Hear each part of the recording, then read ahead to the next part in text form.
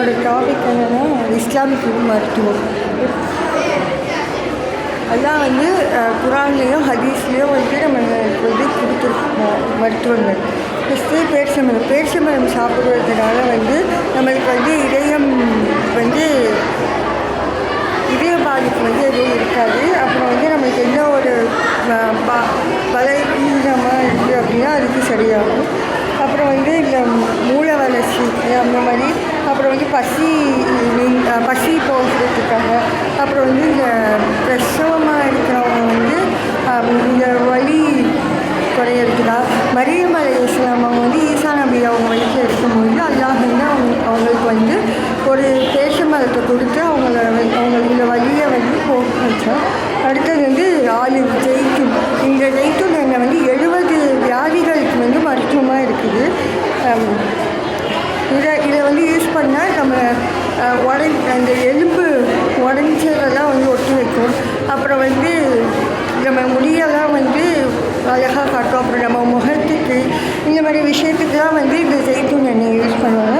அப்புறம் அத்திப்பழம் வந்து சொர்க்கத்தோடைய பழமாக இருக்குது. இதில் வந்து பிஸ்மில்லான்னு சொல்ல எழுதப்படாத பழம் இந்த பழத்தில் இல்லை.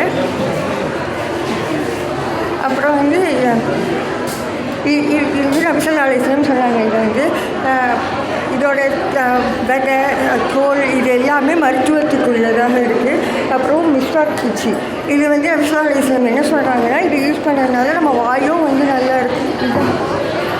நறுமணமாக இருக்கும். அது மட்டும் இல்லாமல் அல்லாஹ்வுக்கு வந்து மகிழ்ச்சி தரக்கூடியதாக இருக்குது. இது மிஸ்வாக் குச்சியை பற்றி இஸ்லாத்தில் என்ன இதோட நன்மையை சொல்கிறாங்க. நம்ம பல்லுக்கும் அந்த வேர்களுக்கும் வந்து நல்ல ஒரு வாயை சுத்தமாக வச்சுக்கோன்னு சொல்கிறாங்க. அப்புறம் வந்து பல்லை வந்து நல்லா ஸ்ட்ராங்காக வச்சுக்கோம் அப்படிலாம் சொல்கிறாங்க. அப்புறம் வந்து மீனை பற்றி நம்ம வந்து அல்லாஹ் வந்து நம்மளுக்கு வந்து மீனை வந்து சமைச்சு நம்ம சுவையாக சாப்பிட்றதுக்காகவும் கொடுத்துருக்கோம். இன்னும் சில விஷயங்களுக்காகவும் மீனை நம்மளுக்காக தந்துருக்கோம். அப்புறம் பூண்டு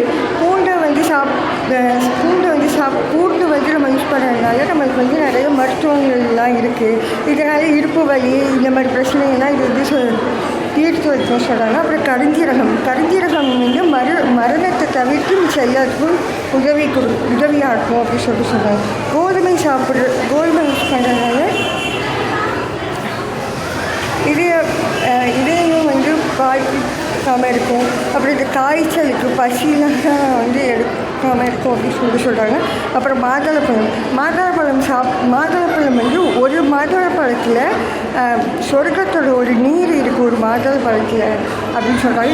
இதை சாப்பிட்றதுனால ஷைத்தான் விரட்டப்படும். அப்புறம் ரத்தம் வந்து சுத்தமாக ஆகும் அப்படின்னு சொல்கிறாங்க. ஜம்ஜம் தண்ணி நம்ம குடிக்க இப்போ ஏதாச்சும் நேற்று வச்சு குடித்தோம் அப்படின்னா அந்த நம்ம நினச்சிட்டு குடிக்கிறதுனால அது நடக்கும். அப்புறம் சின்ன நோய்களுக்கெல்லாம் வந்து ஜம்ஜம் தண்ணி வந்து ஒரு தீர்வு கொடுக்கும் அப்படின்லாம் சொல்கிறாங்க.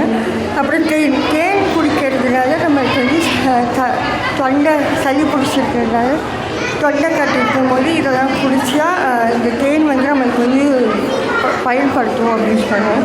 அப்புறம் பால் வந்து சத்து தரக்கூடியதாக இருக்குது. நம்ம சாப்பிட்றதுக்கும் யூஸ் பண்ணிக்கிறோம், குடிக்கிறதுக்கும் யூஸ் பண்ணணும்னு சொல்லிட்டு நபிகள் சொல்கிறாங்க.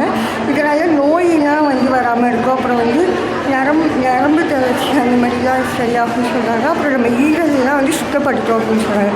இதை தவிர்த்து குரானில் ஹதீஸ்லையும் இந்த ஆப்பிள் பற்றி, அப்புறம் இந்த பூசணிக்காய், திராட்சை, அப்புறம் தர்பூசணி, அப்புறம் இஞ்சி, ஆலோவேரா, அப்புறம் வெங்காயத்தை பற்றி தான் சொல்லியிருக்காங்க. இஸ்லாம்